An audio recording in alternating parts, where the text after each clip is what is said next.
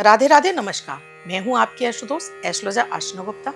ज्योतिष के चैनल पर आप सभी का हार्दिक स्वागत करती हूं। दोस्तों, वर्ष का दूसरा चंद्र ग्रहण 7 सितंबर 2025 के दिन लगने जा रहा है, जो कि भाद्रपद मास की पूर्णिमा तिथि पर है। तो ये वर्ष का दूसरा चंद्र ग्रहण है। ये ग्रहण क्योंकि इसकी जो समयावधि है वो है रात 9:28 से 1:26 तक रहने वाला है। काफी लंबा ये चंद्र ग्रहण है और ये ब्लड मून के नाम से इस बार पूरा जो चंद्रमा है वो रेड कलर का आपको दिखाई देने लगेगा। इसे हमारे ज्योतिष शास्त्र में बहुत ही ज्यादा बोलते हैं अशुभ माना जाता है।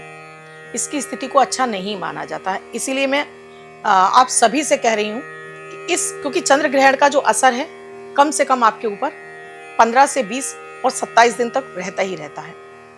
तो इसका विशेष ध्यान रखना होता है ग्रहण का, क्योंकि ये सबसे ज्यादा आपकी मन मस्तिष्क पर प्रभाव डालता है। चंद्र ग्रहण है तो आपकी आर्थिक स्थितियों पर भी प्रभाव डालता है।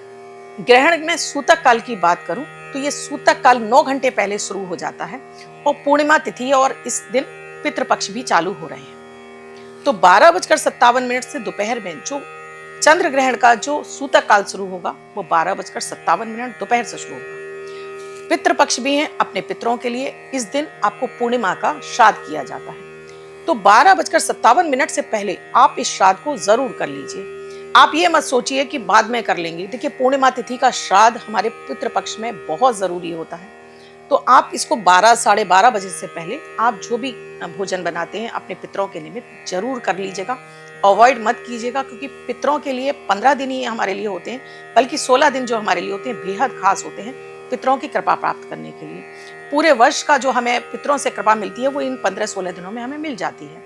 तो ध्यान रखिएगा कि 12:57 से पहले पहले आप ये कार्य कर लीजिए। सूतक काल में दोस्तों ना हमें भोजन बनाना चाहिए, ना हमें भोजन करना चाहिए।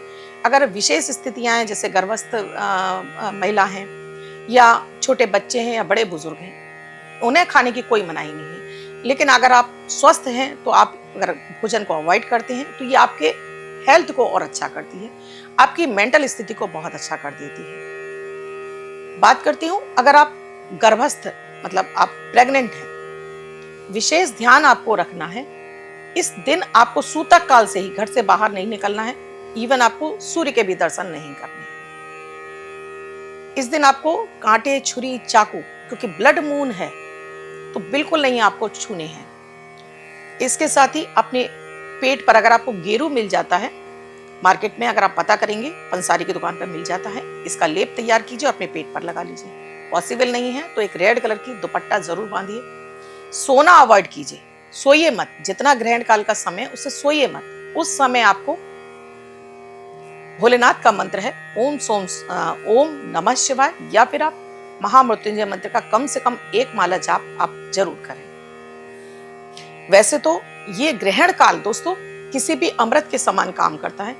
इस समय अगर आप कोई भी मंत्र सिद्ध करना चाहते हैं, आप धन की स्थिति में अपने इजाफा चाहते हैं, जैसे हम होली दीपावली पर विशेष आराधनाएं करते हैं, तो अगर आप इस दिन लक्ष्मी जी की विशेष आराधनाएं करते हैं, आपको डेफिनेटली अपने जीवन में नहीं पूरे वर्ष भर लक्ष्मी जी की कृपा प्राप्त होती है। तो विशेष उपायों में लक्ष्मी जी का बीज मंत्र का आप जाप कर सकते हैं ग्रहण काल के समय। ग्रहण काल में सूतक काल से ही दोस्तों मंदिर की पूजा अवॉइड होती है। मंदिर में आपको पूजा नहीं करनी चाहिए, मंदिर के पट गिरा देने चाहिए। अपने खाने पीने की चीजों में आपको तुलसी का पत्ता डाल देना चाहिए। ग्रहण समाप्त होने के बाद आपको अन्न का दान कर सकते हैं।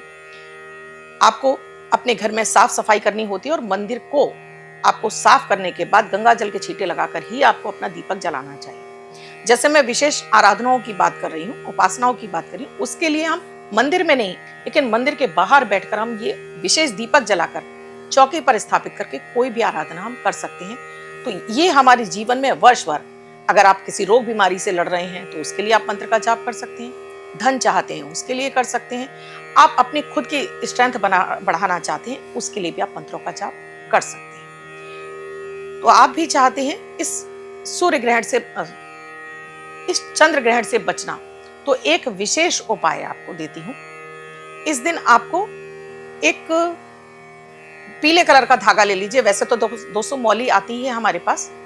इस मौली को ले लीजिए, इतना लंबा ले लीजिए कि आपके हाथ पर ये 8 बार यानी 9 बार लपेटी जा सके। अब इस पर आप महामृत्युंजय मंत्र का जाप करिए। ओम त्र्यंबकम यजामहे सुगंधिम पुष्टिवर्धनम उर्वारुकमेव बंधनान् मृत्योर्मुक्षीयमामृतात्। एक माला जाप कीजिए और इस पर आप 21 गांठें लगा लीजिए। और महिला हैं तो लेफ्ट हैंड में और पुरुष हैं तो राइट हैंड में। पूरे महीने बांध कर रखना है, 1 महीने बांधना है, क्योंकि चंद्र ग्रहण का प्रभाव जो 27 दिन रहता है, इसका दुष्प्रभाव आपको छू भी नहीं पाएगा। किसी भी तरह से आपको कोई ना तो धन हानि होगी, ना आपको स्वास्थ्य हानि होगी, और ना ही किसी भी तरह का आपको और तरह का कोई डिप्रेशन नहीं होगा। तो कैसा लगा मेरा वीडियो, आप मुझे कमेंट सेक्शन में लिखकर ज़रूर बताइएगा। क्या आप इसे फॉलो करेंगे, ये भी मुझे लिखकर ज़रूर बताइएगा। चैनल को आपने अब तक सब्सक्राइब नहीं किया है, अभी कीजिए, बेल बटन को ऑल पर कर लीजिए, जिससे डेली आपको वीडियोस मिलते रहे। और आपका तहे दिल से धन्यवाद। राधे राधे।